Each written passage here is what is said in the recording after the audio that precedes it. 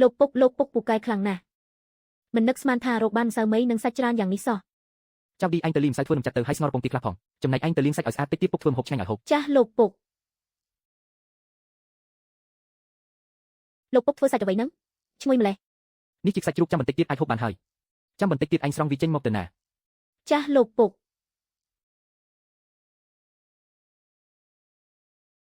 ក្រែនេះមិនស្រួលទេធ្វើក្រែកាំងដីយ៉ាប់វិញល្អជាងក្នុងរដូវរងាក៏ក្តៅដែរពុកមានធំក្លិនសាច់អត់ក្លិនសាច់ស្អីអញធំតែធំក្លិនជើងស្អុយរបស់អញទេចង្រៃយកក្លិនសាច់ឈ្ងុយដូចជាអន្តែតចេញពីខាងនោះមកតាមិននឹងអាចទៅអញភ័ន្តច្រឡំហើយអាចជ្រៅឡើងសាននោះសំបីតែបាយក៏គ្មានហូបផងនៅត្រូវចិញ្ចឹមកូនប្រសាស្រីពីរនាក់ទៀតចិត្តដាច់ពូស្លាប់អស់ហើយមិននឹងមានសាច់ហូបកើតនិយាយត្រូវដែរពុកថាបើខ្ញុំយកអង្គទៅដូរយកកូនប្រសាជ្រៅឡើងសាននោះយ៉ាងម៉េចដែរកំពុងតែដាច់ពូស្លាប់ប្រកាសជាព្រមយកកូនប្រសាដូរអាហារហើយតាមចរិតវាពីមុនអាចទៅរួចអញប្រញាប់លីអង្គមួយបាវទៅមើលហើយការងារធំមែនតាឆ្អឹងចាស់នេះទ្រាំទ្រមិនរួចទេបើមានអ្នកជួយធ្វើការធ្ងន់បន្តិចច្បាស់ជាល្អណាស់អាលីវធីនញើអញមកផ្ទះអញធ្វើអីអាតាចៅខ្ញុំមកដូរយកកូនប្រសាមួយស្អីគេអាធីនញើអញឈួតមែនទេចង់យកអង្គមួយបាវមកដូរកូនប្រសាហ្នឹងម៉េចតែអញមិនព្រមមែនទេតែអញដឹងទេថាអង្គមួយបាវនេះមានតម្លៃប៉ុណ្ណាខ្ញុំខំអង្វរពុកខ្ញុំស្ទើរអីតម្រុំគាត់ព្រមឲ្យមកចុះយ៉ាងម៉េចអញត្រូវតែដូរកូនប្រសាអីមែនទេប្រញាប់អញ្ជើញទៅវិញទៅកុំមកទៅការងារអញមិនអាចទេអង្គមួយបាវនេះអាតាចៅហូបបានយូរណាស់វាច្បាស់ជាកំពុងតែខំទ្រាំហើយក្នុងចិត្តប្រកាសជាចង់បានអង្គនេះខ្លាំងណាស់អាតាចៅគិតឲ្យច្បាស់ណាស់អង្គមួយបាវនេះតែអញកាប់អស់ប៉ុន្មានខែក៏រកមិនបានផងចាំបន្តិចអាពីលនេះមិនមែនជាអ្នកមកជួយធ្វើការដោយស្ម័គ្រចិត្តទេហេរបស់ទេមិនប្រើមិននឹងកើតមើលទៅឯងពិតជាចាប់អារម្មណ៍កូនប្រសាអញមែនតាមែនហើយចុះឯងពេញចិត្តមួយណាចៅឌីឬមួយក៏សៀវឪខ្ញុំចូលចិត្តបងចៅឌីគាត់មើលទៅចេះរៀបចំផ្ទះសម្បែងឲ្យស្អាតទៀតអាល្អិតឯងចេះជ្រើសរើសមែនប៉ុន្តែអង្គមួយបាវនេះអញគិតថានៅមិនទាន់គ្រប់ទេចុះបើអញជួយធ្វើការងារអញខ្លះអញនឹងគិតមើលម្ដងទៀតការងារអីជួយយកដីឥដ្ឋទាំងនេះធ្វើជាដុតការ៉ូដីនោះអញនឹងគិតមើលម្ដងទៀតបានអាតាចៅខ្ញុំជួយ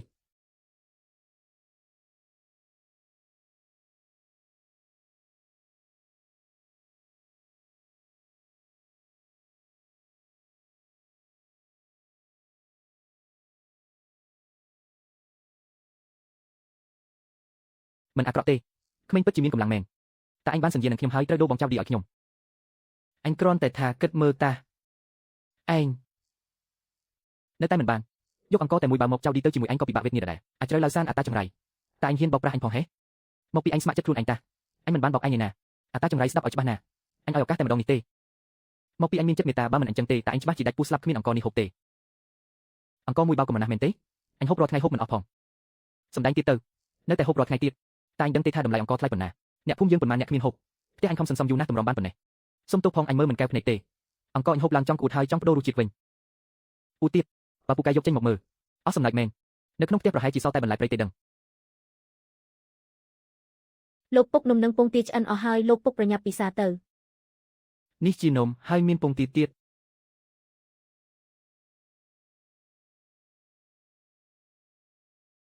លោកពុកសាច់ជ្រូកដែលលោកពុកធ្វើក៏ឆ្អិនដែរប៉ុណ្ណោះឈ្ងុយណាស់មានសាច់ទៀតអាតាចៅមិនក៏មានទាំងនំមានទាំងសាច់អញ្ចឹងភ្នែកអញស្រវាំងទេដឹងពួកអញចូលក្នុងផ្ទះទៅចាំបន្តិចទៀតអញទៅតាមអាតាចៅតាឯងមានរបស់ឆ្ងាញ់ហូបមែនតា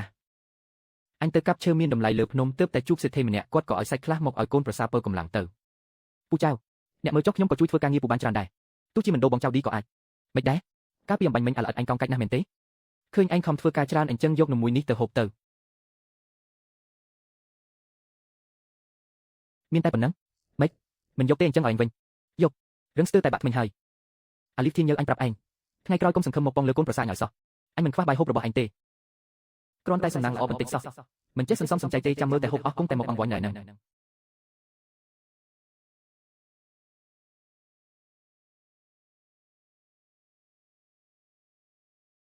លោកពុកសាច់ជ្រូកដែលលោកពុកធ្វើនេះឈ្ងុយឆ្ងាញ់ណាស់ខ្ញុំទើបតែបានហូបរបស់ឆ្ងាញ់បែបនេះលើកដំបូងទេ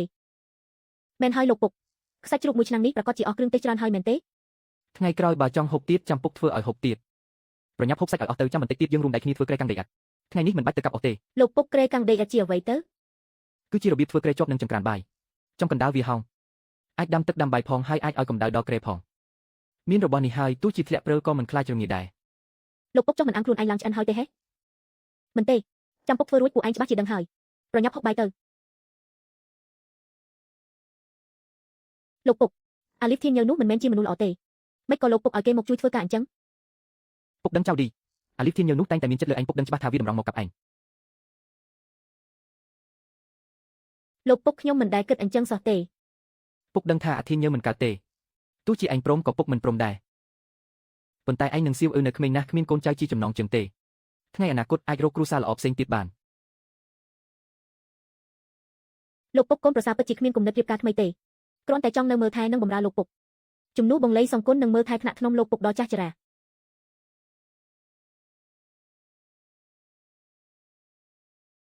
លោកពុកចង់ដេញពួកយើងចេញមែនទេលោកពុកថ្ងៃមុខខ្ញុំនឹងខិតខំធ្វើការជាងនេះខ្ញុំហូបតែមួយពេលទេហូបតែនំកន្លះបន្ទះបានហើយសូមលោកពុកកុំដេញពួកយើងទៅអីណាកុំដេញខ្ញុំទៅអី មិនមែនដេញពួកឯងចេញទេចាំពួកឯងធំជាងនេះបន្តិចទៀតច្បាស់ជាមិនគិតអញ្ចឹងទេមើលចុះចឹងចឹងមីប្តីទៅតែស្លាប់មិនទាន់បានប៉ុន្មានផងក៏ទៅតាក់ទងជាមួយព្រានប្រៃម៉ាលីហ៊ូបាត់ទៅហើយម្នាក់នោះមានតែម្ដាយក្មេកនិងកូន3នាក់ទៀតផង ស្លាប់ក៏ស្លាប់នៅក្នុងផ្ទះត្រកូលចៅដែរបើលោកពុកដេញខ្ញុំចេញខ្ញុំនឹងបុកក្បាលស្លាប់ឥឡូវនេះខ្ញុំក៏អញ្ចឹងដែរ ពុកមិនដេញពួកឯងទៅទេពួកឯងជាសាច់ញាតិត្រកូលចៅជាបងប្អូនបង្កើតរបស់ពុកថ្ងៃមុខពួកយើងទាំង3នាក់ឪពុកកូនរស់នៅឲ្យបានល្អគឺសំខាន់ជាងអ្វីទាំងអស់ អរគុណលោកពុក បានហើយប្រញាប់រៀបចំក្រែកាំងដីឥដ្ឋនេះឲ្យរួចរាល់ទៅ មិននឹកស្មានថាផ្ទះយើងក៏បានប្រើក្រែកាំងដីយ៉ាត់ដែលមានតែពួកសេដ្ឋីប្រាសោះ ចាំដីកាត់ស្ងួតផ្នែកអាចប្រើបានហើយក ុំនៅសើចម្នាក់ឯងអីប្រញាប់ទៅកម្ដៅនំពងទៀតទៅលោកពុកហត់ណាស់ហើយដល់ពេលហូបបាយល្ងាចហើយ រស់នៅបែបនេះក៏មិនអាក្រក់ដែរដល់ពេលនេះហើយចឹងជន់មីនៅមិនទាន់មកទៀតប្រហែលជាមិនមកទេដឹង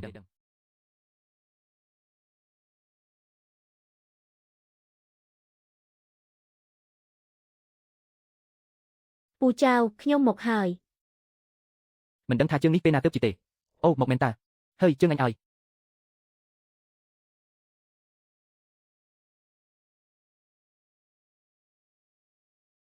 ពូចៅខ្ញុំមកជួយច្របាច់ជើងឲ្យពូ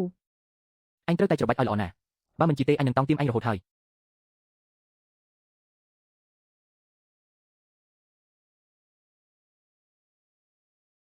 លោកពុកពិសាទឹកទៅបងថ្លៃឈុនមេមកហើយហេលោកពុកបាយពោតធ្វើរួចហើយលោកពុកពិសាទៅ បាយពោតពួកឯងទាំងពីរហូបហើយនៅ មិនទាន់ទេពួកខ្ញុំហូបមួយពេលគឺគ្រប់គ្រាន់ហើយ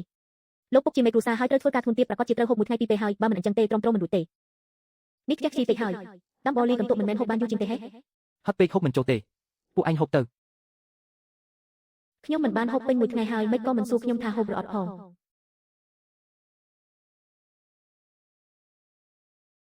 ឈុនមីអញចង់ហូបខ្លះទេ ពិតជាអាចហូបបានមែនហេ អញមកយប់យ៉ាងនេះប្រហែលជាហូបរួចហើយមិនបាច់ហែងហូបទេ ល្អណាស់អាចរើឡើយសានហ៊ានលេងសើចជាមួយអញផងហេ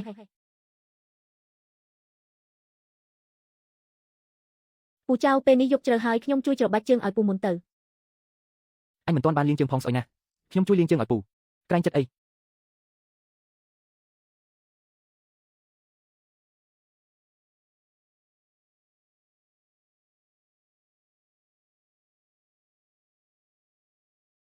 រឿងការពីម្សិលមិញមកពីអាអឺដានផ្ទះខ្ញុំមិនល្អធ្វើឲ្យពូពិបាកហើយពូដាក់ជើងចុះមក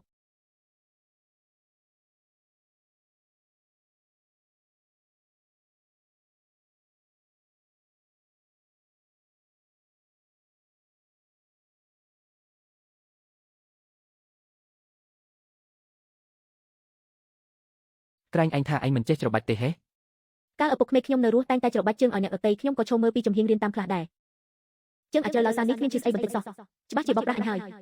ច្របាច់បានល្អណាស់បន្តទៀតទៅចៅឌីសៀវពួកឯងទាំងពីរហូបបាយទៅអញមិនឃ្លានទេ ចាស់លោកពុកប្រាប់ថាអាចរើឡើយសានវាយតបកូនប្រសាមិនក៏រាប់អានពួកនាងល្អម្លេះពូចៅល្អចំពោះកូនប្រសាមែនប្រកាសហើយពួកនាងជាកូនប្រសាអញក៏ដូចជាកូនបង្កើតអញដែរ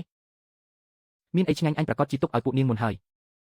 ខ្ញុំខានហូបបាយពោតយូរណាស់ហើយរាល់ថ្ងៃបានតែផឹកកន្ទក់រកតែកម្លាំងគ្មានកូនភ្លាមរហាម ប្រាប់ម្ដាយក្មេកអញទៅអញទើបតែសម្រាប់កូនរួចត្រូវការជីវជាតិកូនក៏ត្រូវការអាហារដែរធ្វើបាបខ្លួនឯងបានប៉ុន្តែមិនអាចធ្វើបាបកូនទេ ម្ដាយក្មេកខ្ញុំមានអីក៏ស៊ីតែម្នាក់ឯងដែរខ្ញុំឯណាមានអីហូបនៅតែផ្ទះពូចៅល្អជាងមានទាំងបាយពោតហូបអញ្ចឹងម្ដាយក្មេកឯងពិតជាមិនសមសោះអាចរើឡើយសានចង្រៃអញនិយាយច្បាស់យ៉ាងនេះហើយវានៅតែធ្វើពុតជាល្ងងទៀត អញនិយាយអញ្ចឹងអញគិតទៅកូនប្រសាអញទាំងពីរនាក់នេះក៏ខ្វះជីវជាតិដែរហូបតែបាយពោតមិនកាត់ទេត្រូវតែហូបអីមានជីវជាតិផ្សេងទៀត មិនដែរពូចៅផ្ទះពូនៅមានរបស់ល្អទៀតមែនទេនៅជុំវិញនេះដាច់យាលអស់ហើយមានបាយពោតហូបគឺល្អណាស់ហើយ នោះជាអ្នកដទៃទេដើម្បីកូនប្រសាល្អទាំងពីររបស់អញសុខចិត្តធ្វើគ្រប់យ៉ាងសៀវនេះជាពងទាដែលអញយកអស់ទៅដូរពីភូមិផ្សេងមកថ្ងៃនេះពួកឯងយកទៅស្ងោររហូតទៅហូបតែជ្រូកគ្មានជីវជាតិទេពូចៅពូនៅមានពងទាទៀតហេ លោកពុកឈប់ទៅហូបរាល់ថ្ងៃអញ្ចឹងខ្ញុំនឹងបងថ្លៃរៀបរួចអស់ហើយនៅហូបរាល់ថ្ងៃទៀត មិនអីទេគ្រាន់តែពងទាមួយគ្រាប់សោះទម្លាប់ទៅជាហើយថ្ងៃមុខគង់តែមានអីហូបច្រើនទៀតទេ អាតាចៅនេះល្អចំពោះកូនប្រសាហួសហេតុពេកហើយនោះជាពងទាណានៅក្នុងភូមិមានប៉ុន្មានផ្ទះហូបកើតពងទាពីរគ្រាប់ថាហូបក៏ហូបបើឯងមិនហូបឯងហូបមកមានពងទាហូបហើយនៅមិនសប្បាយចិត្តទៀតប្រឡប់ប្រឡាក់មែនលោកពុកខ្ញុំទៅកំសៅពោតបន្តិចមកជៀនជាមួយពងទាត្រជាក់ក៏អាចហូបបានដែរ ក៏ល្អដែរ ពូចៅពូពិតជាចិត្តទូលីមែនបើខ្ញុំមានឪពុកក្មេកដូចពូចៅសំបីតែយកសັບក៏សើចភ្ញាក់ដែរ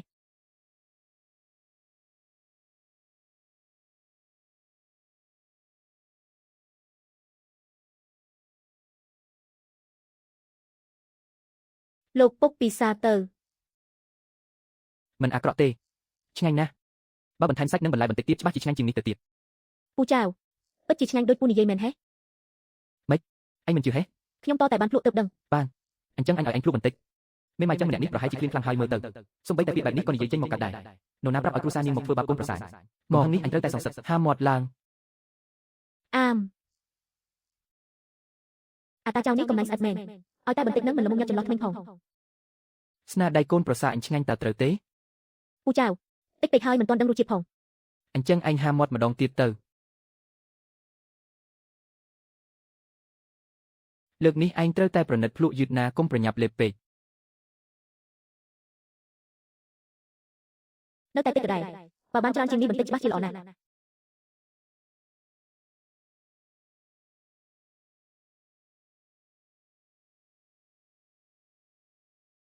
អូហូស្រួលខ្លួនណាស់ឆ្អែតហើយ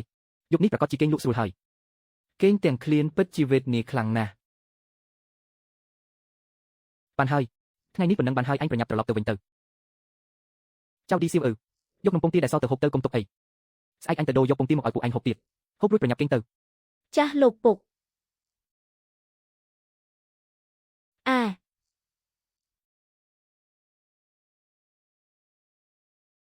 ថ្ងៃស្អែកអញនឹងមកទៀតមិនប្រកាសថាអាចបានហូបបាយក្តាំងបានឆ្នាំងទៀតផង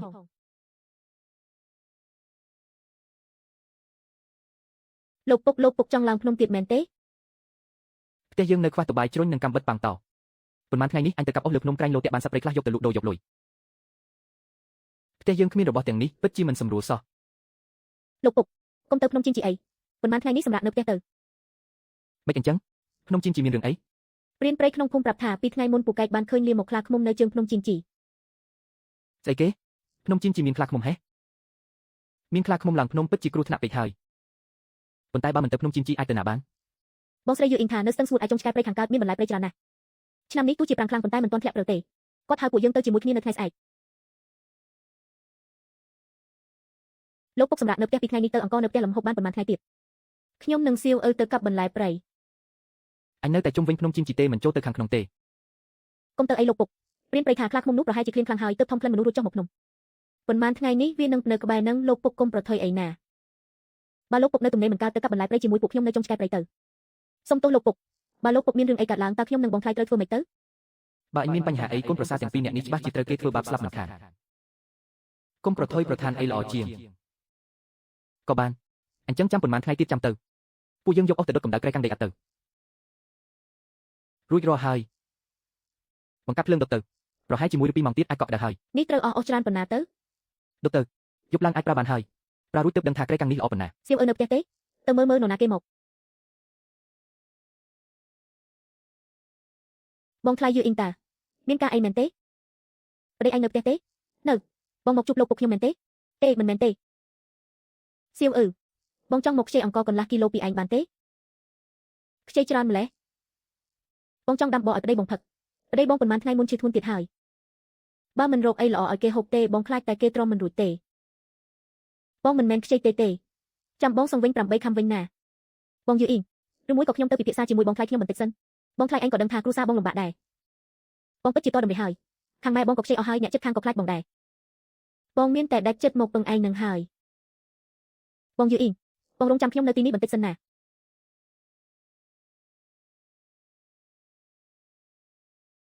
បងថ្លៃបងយឺអ៊ីងមកខ្ចីអង្គកន្លះគីឡូអង្គកន្លះគីឡូរឿងនេះត្រូវសួរលោកពុកសិនប៉ុន្តែលោកពុកអាចព្រមទេបងយឺអ៊ីងថាបងប្រុសវាងឈឺធ្ងន់ណាស់បើមិនបានហូបអីល្អទេខ្លាចតែក្រុមមិនរួចទេមែនហើយឥឡូវនេះស្បៀងអាហារថ្លៃណាស់មួយថ្ងៃថ្លៃមួយសំខាន់គឺមានលុយក៏ពិបាកទិញទៀតតាមចរិតលោកពុកមិនប្រកាសថាព្រមខ្ចីទេអញ្ចឹងធ្វើម៉េចទៅឲ្យគេខ្ចីទៅយឺអ៊ីងមិនមែនជាមនុស្សភូតភរទេជួយបានក៏ជួយទៅលោកពុកថាអីមែនលោកពុកពិតជាដាច់ចិត្តឲ្យខ្ចីអង្គទៅបងយឺអ៊ីង ថាឲ្យខ្ចីអង្គទៅយឺអ៊ីងប៉ុន្តែឯងត្រូវប្រាប់នាងកុំឲ្យប្រាប់អ្នកណាឲ្យសោះថាស្បៀងនេះគឺជារបស់ផ្ទះយើងឲ្យខ្ចីលោកពុកពិតជាព្រមឲ្យគេខ្ចីមែនហេបើគុំតែបានយឺអ៊ីងទេអញប្រហែលជាត្រូវគេលក់ទៅធ្វើអ្នកបម្រើផ្ទះសេដ្ឋីបាត់ហើយគ្មានឱកាសបានរៀបការមកផ្ទះយើងទេអរគុណលោកពុកខ្ញុំទៅយកអង្គឥឡូវនេះបងយឺអ៊ីងមិនមែនជាមនុស្សមកច្រើនទេគាត់មិននិយាយផ្ដេសផ្ដាស់ទេទៅចុះយូរម្លេះគ្មានចំណាយអីសោះប្រហែលជាគ្មានសង្ឃឹមទេដឹងបើខ្ចីអង្គមិនបានទេឪពុកម្ដាយក្មេកប្រកាសជាចិត្តទៀតហើយប្តីអញក៏ប្រហែលជាវាអ៊ីងទៀតជីវិតនេះតើរស់នៅមិនទៅបងយឺអ៊ីងពូចៅមិនព្រមមែនទេបានហើយបងយល់អេលោកពុកខ្ញុំព្រមហើយបងយឺអ៊ីងលោកពុកឲ្យខ្ញុំជម្រាបសួរបងនិងអរគុណបងដែលបានជួយមើលថែពួកខ្ញុំកន្លងមកអង្គកន្លះគីឡូនេះមិនបាច់សងច្រើនទេពេលណាធូធាចាំសងក៏បានលោកពុកខ្ញុំជឿលើទឹកចិត្តបងពិតជាបានមែនហេបានប៉ុន្តែបងក៏ដឹងដែរថាឥឡូវនេះគ្រប់គ្នាសុទ្ធតែលំបាកបងដាច់ខាតគុំប្រាប់គេថាផ្ទះខ្ញុំឲ្យខ្ចីឲ្យសោះណាអរគុណសៀវបងប្រកាសជាមិនប្រាប់អ្នកក្រៅទេឯងចិត្តទៅជួយអរគុណពូចៅជំនួសបងផងហើយព្រឹកស្អែកបងនឹងរងចាំនៅដើមភូមិទៅកាប់បន្លែព្រៃជាមួយគ្នាចា៎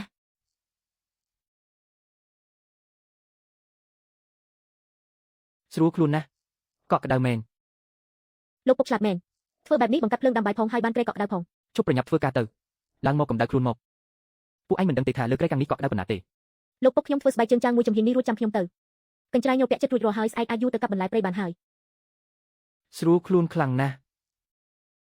ចៅឌីខ្ញុំមកជួយច្របាច់ជើងឲ្យពូចៅហើយបងថ្លៃត្រកូលីមកទៀតហើយឲ្យនាងចូលមកកំពុងតែចង់បានអ្នកច្របាច់ជើងមុនគេងផង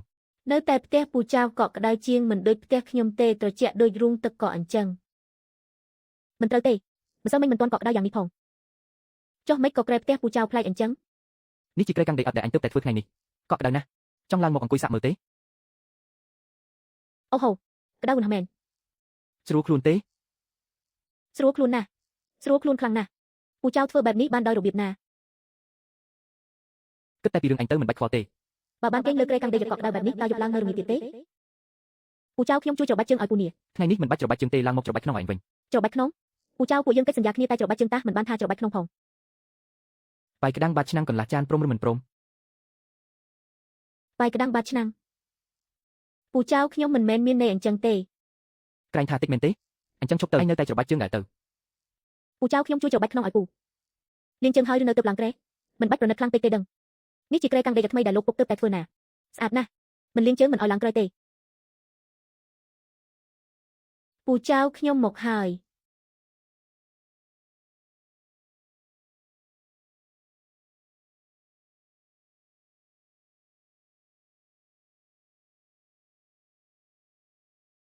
ពូចៅខ្ញុំអស់កម្លាំងហើយ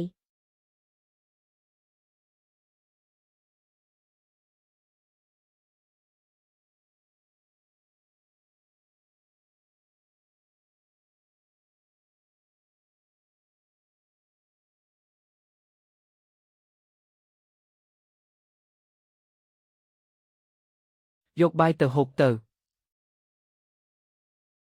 អរគុណពូចៅនៅតែគិតចង់យកទៅឲ្យអតិឆានតូចនិងអតិឆានធំនៅផ្ទះអញហូបទៀតមែនទេអញមិនថប់ទៀតយ៉ាងហ្នឹងទេចាំបន្តិចចានបាយក្ដាំងនេះឯងអាចហូបឲ្យអស់នៅទីនេះរួចចាំទៅមិនអាចយកទៅផ្ទះហូបទេ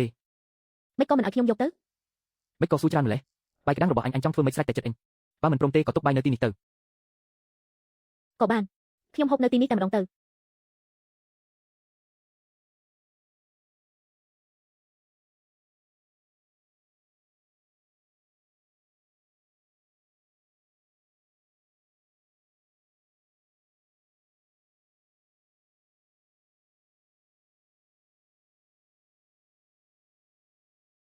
ពូចៅនៅមានទៀតទេ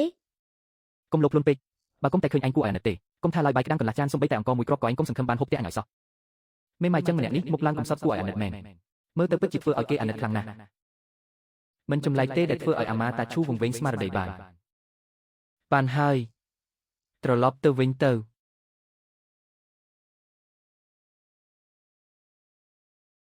ថ្ងៃស្អែកអញនឹងមកទៀតមិនប្រកាសថាអាចបានហូបបាយក្តាំងបាត់ឆ្នាំងទៀតផង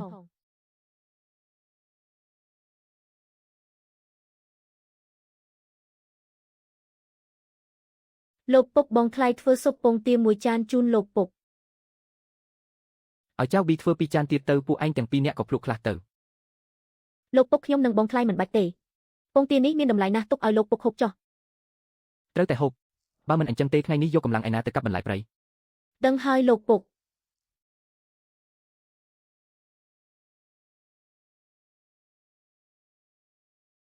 ត្រូវតែរកវិធីយករោគនិងខោអាវក្រាស់មកឲ្យពួកនាងពាក់ខាងក្នុងស្រាតរងាអញ្ចឹងមិនមែនជាអាល្លងទេហេនៅតែត្រូវខិតខំរកលុយដំឡើងកម្រិតជីវភាពឲ្យបានខ្ពស់ថ្ងៃនេះទៅកាប់បន្លែព្រៃក្រែងលោបន្លែព្រៃនៅក្នុងផ្សារអាចលក់បានលុយខ្លះ មើលណែទីនេះមានបន្លែព្រៃមែនតើកន្លែងនេះជាកន្លែងសម្ងាត់ខ្ញុំថាមិនខុសទេនៅមានដើមពោធិ៍ទៀតគ្រាន់តែតូចបន្តិច បន្លែព្រៃ1គីឡូ5កាក់ផ្ញើលក់ថប់ម្លេះបានជាអត់អីហូបបានហូបបន្លែព្រៃមិនថ្លៃសោះដើមពោធិ៍ពីព្រៃ1គីឡូ25កាក់ផ្ញើលក់សង្ឃឹមលើបន្លែព្រៃច្បាស់ជាដាច់ពោះហើយចៅទីខ្ញុំទៅមើលខាងមុខបន្តិច ចាស់លោកពុកប្រយ័ត្នផងណា ប្រហែលត្រូវត្រឡប់ទៅវិញដាច់ទេហើយថ្ងៃនេះស្អីគេហ្នឹងផ្លែទន្លប់តើមានរាប់រយផ្លែណោះល្អណាស់ហូបស្រស់ក៏បានសាលធ្វើនំក៏បានមិនដឹងក្នុងប្រព័ន្ធលក់បានប៉ុន្មានទេ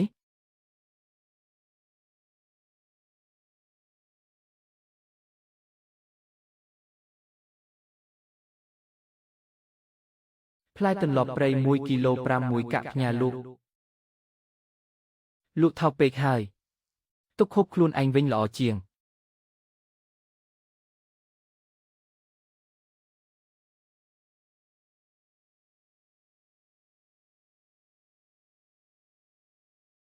ផ្អែមឆ្ងាញ់ណាស់ លោកពុកមកវិញហើយមានកាន់អីមកផង ចៅទីសៀវអើមើលខ្ញុំបានអីមកផ្លែទន្លប់ ពុករកឃើញនៅឯណា នៅមាត់ស្ទឹងដុះលើច្រាំងថ្មចៃដល់ខ្ញុំប្រទេសឃើញ មានតែប៉ុណ្្នឹងទេលោកពុកពូកែមែនប៉ុណ្ណេះធ្វើនំបានច្រើនណាស់យកទៅលក់នៅផ្សារច្បាស់ជាបានលុយច្រើន លក់ធ្វើអីទុកហូបខ្លួនឯងទៅហូបលេងទៅកុំហូបច្រើនពេកមិនល្អទេ អរគុណលោកពុកផ្អែមណាស់ផ្អែមមែនផ្អែមដល់ក្នុងចិត្តថ្មង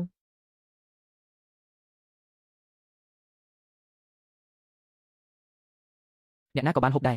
ជីកអុយហូបទៅ ខ្ញុំក៏បានដែរពុកវាថ្លៃណាស់ណា នាងជួយនាំពូយើងមករកបន្លែតើហូបទៅកុំគួរសម ពីមុនពុកកាច់ណាស់ឥឡូវប្រែជាល្អម្លេះអរគុណពុក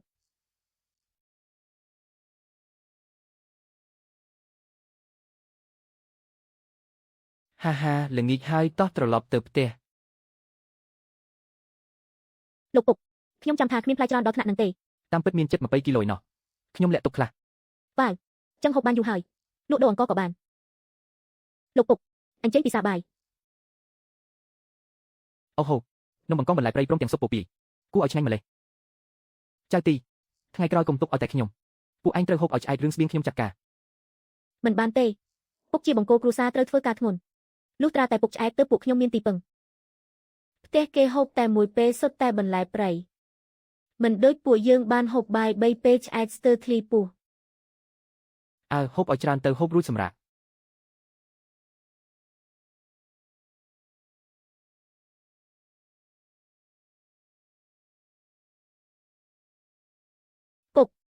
ចុះបាយក្តាំង ច្របាច់ឲ្យស្រួលខ្លួនបាយក្តាំងជារបស់នាង និយាយថាមិញនេះពុកឲ្យផ្លែទន្លប់ពីរទៅប្រពន្ធអានាងវាង រកបានខ្លះក៏ឲ្យទៅបន្តិចទៀតនាងយកពីរផ្លែដែរទៅ អរគុណពុកតាមពិតបងយាយអ៊ុយត្រូវប្តីវាស្ទើរងាប់ដោយសារផ្លែទន្លប់ពីរហ្នឹងគេចោទថាយកចិត្តអ្នកក្រៅគ្រួសារគេថាមកកោករឿងពុកទៀតផងស្អីគេបងយាយអ៊ុយត្រូវគេវាយហើយហ៊ានមករករឿងលោកពុកទៀតមែនតើ នាងដេកលើក្រែដើមមិនរួចទេពួកគេចោទថាពុកឆក់យកផ្លែទន្លប់នាងអាក្រក់មើលមិនយល់ហ្មងគ្រាន់តែផ្លែទន្លប់សោះហ៊ានវាយប្រពន្ធឲ្យមករករឿងលោកពុកទៀត មិនអីទេសៀវអើពួកយើងមិនបានធ្វើខុសទេ ប៉ុន្តែលោកពុកពួកអាវ៉ាំងនឹងអត់ហេតុផលទេពួកវាកាច់ណាស់ក្រែងលោវាមកធ្វើបាបពុកមែនហើយលោកពុកទៅពួននៅផ្ទះខាងម៉ែខ្ញុំមួយរយៈសិនទៅ មិនបាច់ទេបើខ្ញុំរត់ដូចទទួលស្គាល់ខុសអញ្ចឹងមិនជឿថាពួកវាហ៊ានធ្វើអីទេ បើពួកវាមកមែនលោកពុកត្រូវកិច្ចណា កុំព្រួយពុកមិនល្ងងទេបើជួបយាយលីអត់អីទេតែពួកអាវ៉ាំងនឹងងាយកើតរឿងណាស់ត្រូវតែមានអាវុធការពារខ្លួនមិនអាចឲ្យកូនប្រសាពិបាកជាមួយទេមានអីជួយបង្កើនកម្លាំងអត់ខ្លួនប្រាណនេះទុនខ្សោយពេកហើយថ្នាំបង្កើនកម្លាំងនេះមើលទៅប្រើបានថ្លៃ 1000 កាក់ទិញថ្នាំថ្លៃ 1000 កាក់សង្ឃឹមថាមានប្រសិទ្ធភាពចុះកម្លាំងកើនឡើងខ្លាំងមែនកម្លាំងខ្លាំងដល់ថ្នាក់ហ្នឹងឥឡូវពួកអាវ៉ាំងមកប៉ុន្មានអ្នកក៏មិនខ្លាចដែរ អាទី3អាចជ្រុកប្រៃអញធ្វើរឿងថោកទាបបែបនឹងកើត បងស្រីវ៉ាងខ្ញុំមិនបានរករឿងបងទេណា ម្សិលមិញយាយអុយនាំឯងទៅរកបន្លែប្រទេសឃើញដើមទន្លប់ឯងបែរជាលោកខ្លួនយកម្នាក់ឯងឲ្យពួកអញតែ2ផ្លែបើមិនដោះស្រាយទេអញមិនលើកលែងឲ្យទេ យាយអុយនាងមិនបានប្រាប់ឪពុកម្ដាយក្មេកទេអី ពុកខ្ញុំប្រាប់ហើយតែពួកគាត់មិនជឿលោកពុកបងយាយអុយមិនមែនមនុស្សកុហកទេមកពីពួកអាវ៉ាំងច្រណែនចង់ជំរិតទាលុយពួកយើងអាប៉ិនដឹងថោកទាបណាស់វាប្រពន្ធខ្លួនឯងដល់ថ្នាក់នឹងកើត ផ្លែទន្លប់នឹងខ្ញុំរកឃើញម្នាក់ឯងនៅភ្នំព្រៃបើមិនជឿទៅមើលជាមួយខ្ញុំទៅមើលស្អីអ្នកណាឲ្យអ្នកនឹងបានអាទី3អញយកតែពាក្យកណ្ដាលទេត្រូវតែចែកពាក្យកណ្ដាលបើមិនចឹងទេអញវាកំតិចទេអញចោលម៉េចបើខ្ញុំមិនឲ្យពួកអញចង់ប្លន់ចំហមកឬ វាជារបស់ពួកអញតាំងពីដំបូងទោះឯងទៅប្តឹងចៅវាយស្រុកក៏ពួកអញនៅតែត្រូវដែរ ខ្ញុំមិនឲ្យដាច់ខាតចេញឲ្យផុតទៅប្រយ័ត្នខ្ញុំជ្រុលដៃស្អីគេអាដាជីចាស់មិនខ្លាចស៊ីបាយតាមបំពង់ទេកាលមុនបងអញត្រូវអញវីស្ទើមកឥឡូវចង់លបងទៀតមែនទេហាហាបើអញជ្រុលដៃបាក់ជើងកូនប្រសាស្រីស្អាតទាំងពីររបស់ឯងច្បាស់ជីវិតនេះហើយមែនហើយ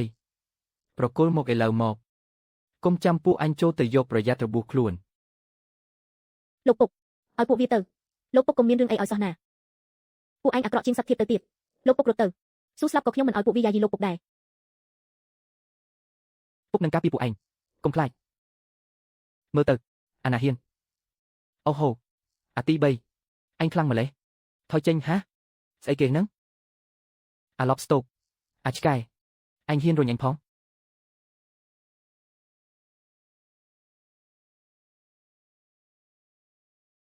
អាចាស់ស្អុយហ៊ានវីពុកអញផងមិនដែរគ្មានកម្លាំងបាយទេអីស្អីគេអញចង់ងាប់ទេតា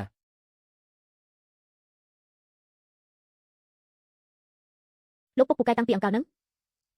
អាចាស់ស្អុយហេតុអីកម្លាំងខ្លាំងម្លេះទៅផ្លូវនឹងទៅនៅចង់ចែកផ្លែទន្លប់ទៀតទេ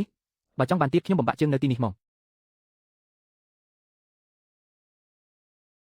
ជួយផងវាសម្រាប់មនុស្សហើយ បើហ៊ានតែស្រែកទៀតបងស្រីវ៉ាងខ្ញុំនឹងជ្រុលដៃមិនខាន បានពួកអញលែងយកហើយមើលស្អីទៀតមកជួយគ្រីហ្វុងអាវ៉ាំងទៅវិញទៅចង់ឲ្យពួកវាត្រូវគេវាស្លាប់មែនទេ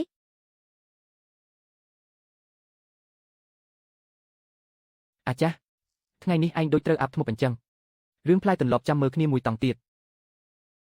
កម្លាំងប៉ុណ្ណឹងសោះហ៊ានមកប្លន់ផ្លែទន្លប់អញ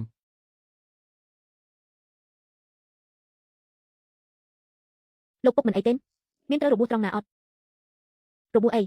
លោកពុកពួកវារត់ប្រវាស់ជើងអស់ហើយលោកពុកពូកែណា ពួកយើងហូបបាយហូបពងមាន់រាល់ថ្ងៃពួកអាវ៉ាំងហូបតែបន្លែព្រៃមើលអាវ៉ាំងនិងអាចាស់នឹងទៅស្គមស្គាំងខ្យល់បបាក់ មែនហើយពួកយើងហូបឆ្ងាញ់មានកម្លាំងជាងលោកពុកមិនអីជាការល្អហើយក ូនប្រសាល្អម្លេះស្លៀកពាក់ស្ដាងតាមអញចិត្តដល់រដូវរមាសហើយត្រូវរកខោអាវក្រាស់ឲ្យពួកនាងយកអញចេះទៅ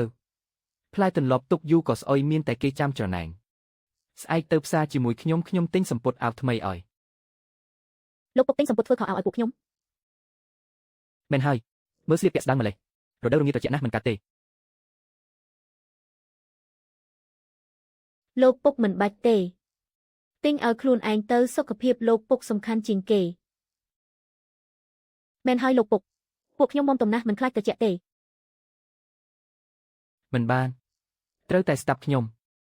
ពួកយើងមិនត្រឹមតែហូបឆ្ងាញ់ទេសម្លៀកបំពាក់ក៏ត្រូវតែល្អដែរ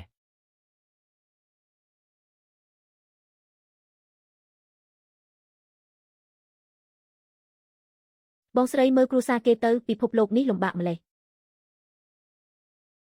ជីវិតសម័យនេះលំបាកមែនបើម្ចាស់រៀងមុនស្លាប់បាត់ចៅទីនឹងស៊ីវអើប្រហែលជាលក់ស្រែចម្ការយកមកធ្វើបុណ្យសពហើយ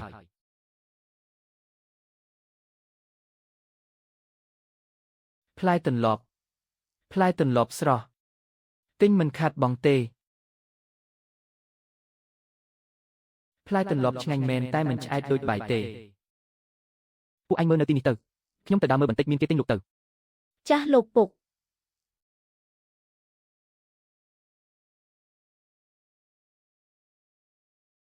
ស្បែកសត្វនេះជាវត្ថុមានតម្លៃ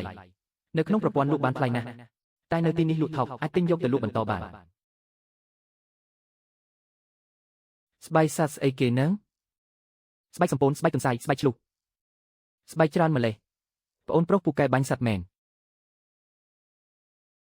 ស្បែកសំពូនព្រៃ97ផ្ទាំងថ្លៃ160កាក់ស្បែកទន្សាយព្រៃលេខ1ថ្លៃ30កាក់ស្បែកឆ្លុះព្រៃលេខ2ថ្លៃ1500កាក់អាម៉េចក៏ស្បែកឆ្លុះនេះថ្លៃម្លេះមួយផ្ទាំងស្មើកម្លាំងខ្ញុំធ្វើការប៉ុន្មានថ្ងៃត្រូវតែទិញយកឲ្យបានតែលុយចិត្តអស់ហើយត្រូវតែបង្អាប់ថ្លៃបងប្រុសទិញមិនទិញកុំមកពីមុខចំនួនខ្ញុំស្បែកឆ្លុះនេះលក់ម៉េចឲ្យតម្លៃប្រកបមកយ៉ាងថោក500កាក់កំណាត់សម្ពុត2ដុំថ្លៃតែ4-500ដែរស្បែកមួយផ្ទាំងទី500បើសត្វរស់ទៅខ្ញុំគិតមើល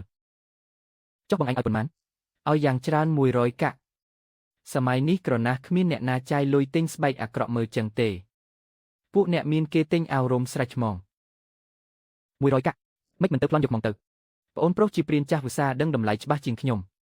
បើលក់ដាច់លក់បាត់ហើយមិនបាច់មកឈរលក់នៅផ្សារចេះទេ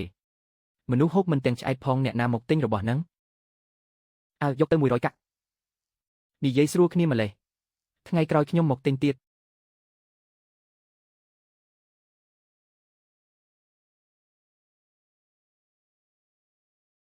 លោកកាន់នេះទទួលបាន1500កាក់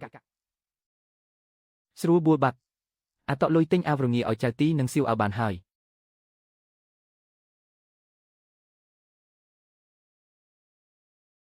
លុយប៉ុណ្ណេះទិញប៉ុណ្ណឹងសិនខោអាវសម័យទំនើបក្រាស់បាំងត្រជាក់មិនចាញ់ស្បែកសត្វទេពាក់ខាងក្នុងគ្មានអ្នកណាដឹងឡើយ លោកពុកផ្លែទន្លប់លក់អស់លីងហើយផ្លែទន្លប់មិនសូវល្អលក់មិនបានថ្លៃទេតែដូរបានសម្ពុតខ្លះលោកពុកមិនបាច់ទិញទេចាំខ្ញុំកាត់អាវឲ្យយើងទាំង3នាក់ ប៉ុណ្ណឹងល្អណាស់ហើយពួកយើងក៏មិនហូបផ្លែស្អុយដែរទុកឲ្យរលួយទេដូរយករបស់ប្រើប្រាស់ល្អជាង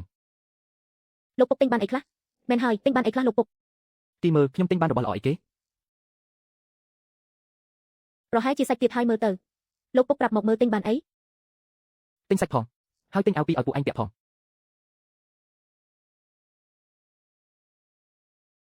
អាវនឹងខុសស្អីគេហ្នឹង ខ្ញុំខំទិញពីផ្ទះអ្នកមានមកគេថាពាក់ទៅក្តៅស្រួលណាស់តោះរកកន្លែងពាក់ខាងក្នុងហាមឲ្យអ្នកភូមិដឹងថាមានអាវថ្មីដាច់ខាត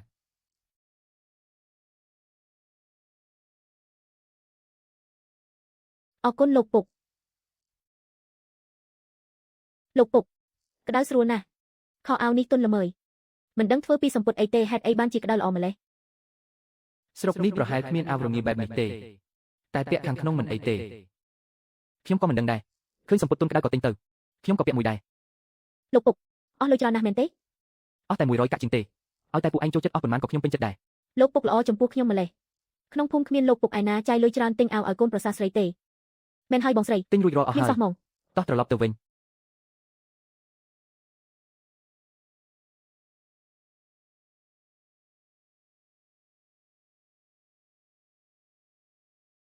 លោកពុកអូនៅផ្ទះចិត្តអស់ហើយ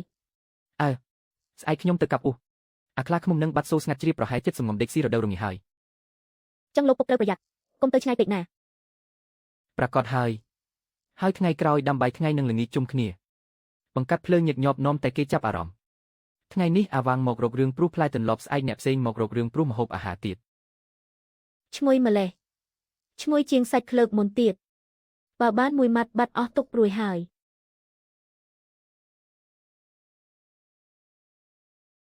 ភ័យហើយលើកដាក់ចានហូបបាយ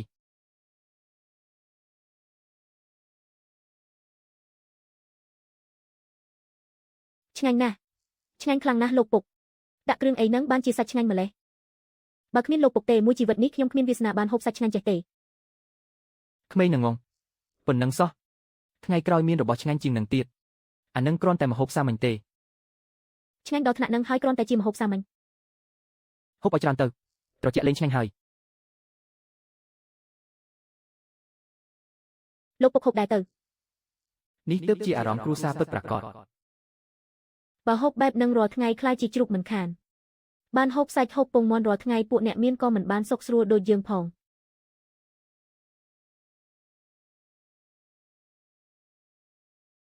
ពុកខ្ញុំមកទៀតហើយមិនដឹងថ្ងៃនេះមានបាយក្តាំងហូបអត់ទេក្លិនសាច់នោះជាស៊ុបខាប់សាច់តើគ្រូសាអាទី3លួចហូបសាច់ផងមិននឹងអាចអាចាស់មានសាច់ហូបដែរពុកយកជ្រើហើយនៅហូបសាច់ទៀត ឯណាសម័យនេះអ្នកណាមានសាច់ហូប ចាននឹងជាស៊ុបខាប់សាច់តើបើល្ងាចនេះខ្ញុំច្របាច់ឲ្យស្រួលខ្លួនពុកចែកស៊ុបខាប់សាច់ឲ្យខ្ញុំបន្តិចបានទេ ចាំគិតទៀត មេម៉ាយចេញនេះថោកទាបមែនកុំមាត់លោកពុកធ្វើចឹងមានហេតុផលគាត់ហើយមនុស្សស្ងប់ស្ងាត់ដូចលោកពុកមិននឹងយកសាច់មកដាក់លើទៅចំហចឹងខ្ញុំមើលទៅមេម៉ាយចេញមិនមែនមនុស្សល្អទេមិនស្គាល់ខុសត្រូវថែមទាំងរៀងរាល់ថ្ងៃមកស៊ុយជោគផ្ទះគេទៀតអាទី3យកផ្លែទន្លប់ដូរបានរបស់ល្អច្រើនមែនបានជាពួកអាវាំងច្រណែនមករករឿងបន្តិចទៀតអញបញ្ចោលវាបន្តិចប្រហែលជាបានស៊ុបខាប់សាច់ហើយបានសម្ពុតឲ្យយកទៅផ្ទះទៀតពុកថ្ងៃនេះឲ្យច្របាច់ត្រង់ណា ថ្ងៃនេះដល់ហត់ហើយច្របាច់ជើងទៅ ពុកសំណាងល្អម្លេះថ្ងៃនេះមានមនុស្សច្រើនទៅភ្នំព្រៃប្រថុយសំណាងតែគ្មានអ្នកណាមានសំណាងដូចពុកទេត្រឡប់មកវិញដៃទេទាំងអស់នៅតែពុកពូកែជាងគេ ចៃដល់ទៅ ផ្លែទន្លប់ម្សិលមិញផ្អែមណាស់បានជាពុកដូរបានរបស់ច្រើនពួកអាវាំងថោកទាបណាស់បានដៃហើយនៅមករករឿងពុកទៀតសំមុខពួកវាហើយ មកពីខ្ញុំស្អីទេដឹងចឹងមិនបាច់ទៅរកបន្លែប្រៃទេបានបន្តិចបន្តួចមិនគ្រប់ឆ្អែតនាំតែរឿងក្តៅក្រហាយមេម៉ាយចេញនេះដឹងរឿងគ្រប់សពក្នុងភូមិថ្ងៃក្រោយមិនអាចឲ្យនាងមកញឹកញាប់ទេក្រែងលោកការសំណាក់ក្នុងផ្ទះបាយឃ្លីបានហើយជប់និយាយទៅចេញជុនមីប៉ុន្មានថ្ងៃនេះខ្ញុំគ្រាន់បើហើយ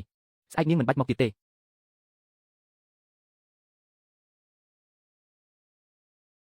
ល្អណាស់មេម៉ាយចេញឈប់មកហើយមែនតើនៅផ្ទះមានអារម្មណ៍ថាប្លែកពុកមកពីខ្ញុំច្របាច់មិនស្រួលមែនទេបើខ្ញុំមិនមកថ្ងៃក្រោយអត់បានហូបបាយក្តាំងហើយមិនបានទេគ្រូសាអាចច្បាស់ជាបានហូបសាច់បើអញទ្រាំអង្វរវាទៀត នាងច្របាច់បានល្អអាកប្បកិរិយាក៏ល្អខ្ញុំមិនមែនមនុស្សប្រកាន់រឿងច្រើនទេចឹងស្អែកនាងមិនបាច់មកទេខ្ញុំក៏មិនមករករឿងគ្រួសារនាងដែរ មិនបានទេពុកខ្ញុំត្រូវតែមក ស្អីគេមិនបាននាងជក់ចិត្តនឹងច្របាច់ជើងមែនទេ មិនមែនទេពុកមកពីខ្ញុំប្រដៅកូនមិនល្អទើបធ្វើឲ្យពុករបួសបើមិនបានមើលថែពុកជាសះស្បើយខ្ញុំមិនអស់ចិត្តទេ មិនបាច់មែនតើ មិនបានទេតោះតែពុកជាសះស្បើយទាំងស្រុងទោះត្រូវទៅយ៉ាងហោចណាស់ក៏ឲ្យបានហូបសាច់សិនដែរ ចេញជុនមីនេះចង់បានផលប្រយោជន៍ទើបមិនព្រមទៅសោះ លោកពុកខ្ញុំថាប្រាប់ថាទេហើយមិនក៏នាងស្ដាប់មិនយល់ចៅអើមកពីគ្រូសាខ្ញុំខុសខ្ញុំត្រូវតែទទួលខុសត្រូវដល់ទីបញ្ចប់គ្រូសាខ្ញុំមិនអាក្រក់ដូចពួកអាវាំងទេទើបខ្ញុំត្រូវតែមើលថែពុកជាសះស្បើយ អើឃើញថានាងមានទឹកចិត្តច្របាច់2ថ្ងៃទៀតចុះតែបើអ្នកភូមិសួរហាមនិយាយថាខ្ញុំបង្ខំដាច់ខាត ខ្ញុំស្ម័គ្រចិត្តខ្លួនឯងទេមិនពាក់ព័ន្ធនឹងពុកទេ អញខំមានចិត្តមេត្តាហើយក្នុងពេលនាងមកចិត្តខ្លួនឯងកុំបន្ទោសអញឲ្យសោះឈុនមីល្ងាចហើយត្រឡប់ទៅវិញចុះខ្ញុំមិនជូនទេ ពុករឿងនោះជាប្រេងដែលពួកខ្ញុំខំដូរមកនាងហ៊ានទារយកកើតដែរមិនក៏ហ៊ានលះបង់កិត្តិយសគ្រាន់តែដើម្បីបាយមួយទេចឹង ចៅទីស្អែកទៅជីកដីយ៉ាត់មកយកពងទាស្លអំបិល អាចាស់នេះចិត្តណាធ្វើឲ្យអញខឹងតើផ្ទះវាគ្មានត្រឹមតែសាច់ទេនៅមានពងទាស្លអំបិលទៀតអញមិនអាចមករាល់ថ្ងៃទេក្រែងលោកវាស្មានថាអញងាយគំរាម ថ្ងៃនេះត្រូវទៅមើលអន្ទាក់ព្រមទាំងរែកឧស្មកវិញ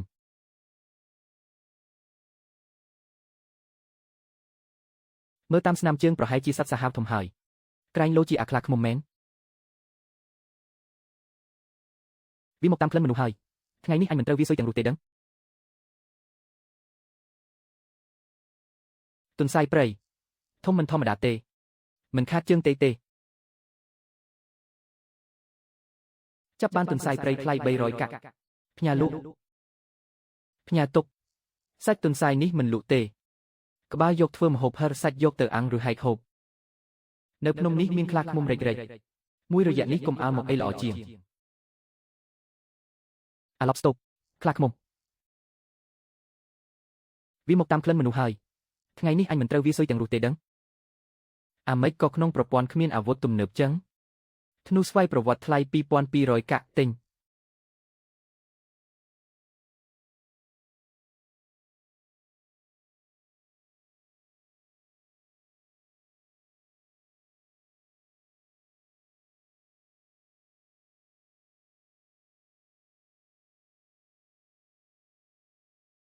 តាមទៅត្រូវមួយធ្នូនេះវាមិនរួចទេ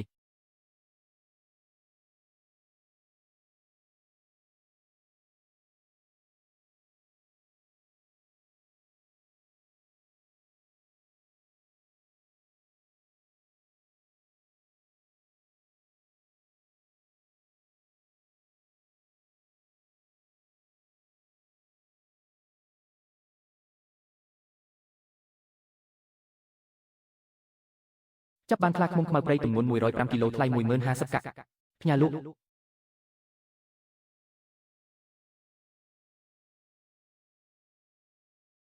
ស្បែកប្រមាត់ប្រអប់ជើងឆ្អឹងខ្លាឃ្មុំសុទ្ធតែជារបស់មានតម្លៃបូករួមទាំងសាច់មិនមែនថ្លៃតែប៉ុណ្ណឹងទេហេ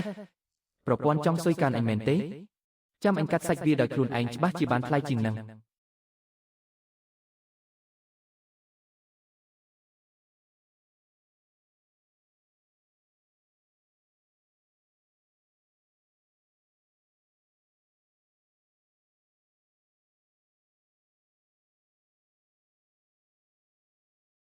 ស្បែកប្រអប់ជើងប្រមាត់ឆ្អឹងទុកទាំងអស់ទុករបស់ទាំងនេះចេញមើលថានៅសល់ប៉ុន្មានសាច់ខ្លាឃ្មុំខ្មៅព្រៃចំនួន60គីឡូថ្លៃ5000កាក់ផ្ញើលក់បើបុកអាទាំងអស់នឹងចូលថ្លៃលើស15000កាក់ឯណោះប្រព័ន្ធខូចចង់ចំណេញលើអញមែន